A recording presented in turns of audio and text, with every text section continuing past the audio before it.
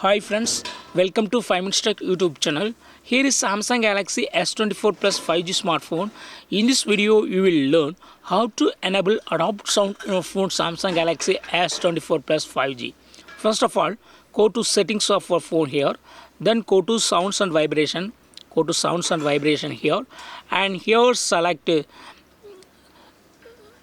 sound quality and effects, and here turn on the button against adopt sound so that you can enable adopt sound for 30 years old, under 30 years old, then 30 to 60 years old, and then over 60 years old. Okay, add personalized sound profile and click on hearing test start, and you can do test, and then you can save that as a video or a music file, and that can be added here. Okay, so in this way you can easily enable adopt sound for different age people in your phone Samsung Galaxy S24 Plus 5G. That's all friends, thanks for watching, bye.